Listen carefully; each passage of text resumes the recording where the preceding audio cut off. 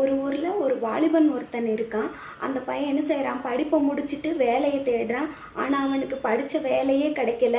அதனால் அவன் என்ன செஞ்சிடான், ரொம்ப மனசு நொந்து போய் எனக்கு இனிமேட்டு நான் படித்ததெல்லாம் வேஸ்ட்டு, எனக்கு படிப்புக்கு வேலையே கிடைக்காதுன்னு அவன் என்ன செய்கிறான், தினம் தினம் கவலைப்பட்டு ரொம்ப ஒரு வேலைக்கும் போகாமல் வீட்டில் உள்ளவங்க சொல்கிறதும் கேட்காம அந்த மாதிரி ரொம்ப ஒரு மோசமான நிலைமைக்கு ஆகிட்டான்.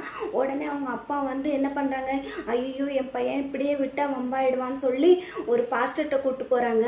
அப்போ அந்த பாஸ்டர் சொல்கிறாங்க, உனக்கு கண்டிப்பாக ஏசப்பா ஒரு வேலையை வச்சுருக்காங்க, நீ தினம் தினம் என்ன செய்யணும், அதுக்காண்டி ஜபிக்கணும், நல்ல உனக்கு என்ன மாதிரி வேலை வேணும், என்ன வேணும், நீ ஜெபிச்சா கண்டிப்பாக ஏசப்பா உனக்கு செய்வாங்க அப்படி சொல்கிறாங்க. உடனே அந்த பையனும் சரி நம்ம எல்லா முயற்சியும் எடுத்தாச்சு, இந்த ஒரு வாட்டி நம்ம ஜெபம் பண்ணி பார்ப்போம் எப்படி இருக்குது அப்படின்ட்டு உடனே அந்த பையன் ஜெபம் பண்ணுறான். டெய்லி அவன் பண்ண உடனே கிடைக்கல, ஆனாலும் டெய்லி பண்ணிக்கிட்டே இருக்கான். ஆனால் ஒரு மாதத்தில் அவன் நினச்சதை விட ஒரு நல்ல வேலையை ஏசப்பா அவனுக்கு கொடுக்குறாரு.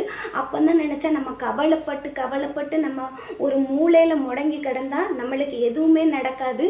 நம்ம ஒரு ஜெபத்தோடையும் ஒரு முயற்சியோடையும் ஏசப்பாட்ட கேட்கும்போது கண்டிப்பாக நம்மளுக்கு செய்வாங்க அப்படிங்கிறத அவன் அன்னைக்கு தான் தெரிஞ்சுக்கிட்டான். அவன் தெரிஞ்சுக்கிட்டது மட்டும் இல்லாமல் அவங்க ஃப்ரெண்டுக்கெல்லாம் சொல்லி நீங்கள் கண்டிப்பாக ஜெபம் பண்ணுங்க, நல்ல ஒரு முயற்சி பண்ணுங்க, ஏசப்பா கண்டிப்பாக அவங்களுக்கும் ஒரு வழியை காட்டுவார் சொல்லி மற்ற அவனோட ஃப்ரெண்ட்ஸுங்களுக்கும் சொல்லி ஏசப்பாவை பற்றி புரிய வச்சான்.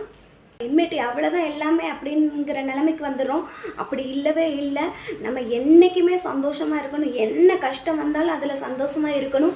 பைபிள் சொல்லுது, நீங்கள் எப்பொழுதும் என்ன செய்யுங்க, கவலைப்படாதீங்க, சந்தோஷமாக இருங்க அப்படின்னு தான் என்ன செய்யுது பைபிள் சொல்லுது. நம்ம எந்த ஒரு பிரச்சனைனாலும் நம்ம கவலையே படக்கூடாதுங்க, சந்தோஷமாக இருக்கணும். பாருங்கள், பிலிப்பியர் 4:6 நீங்கள் ஒன்றுக்கும் கவலைப்படாமல் எல்லாவற்றையும் குறித்து உங்கள் விண்ணப்பங்களை சோஸ்திரத்தோட கூடிய ஜெபத்தினாலும் வேண்டுதலினாலும் தேவனுக்கு தெரியப்படுத்துங்கள்.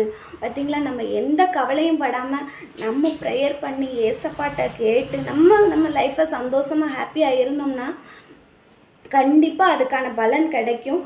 எதை நினச்சி கவலைப்பட்டால் நம்ம கவலைப்பட்டனால ஒன்றும் ஆக போகிறதில்ல.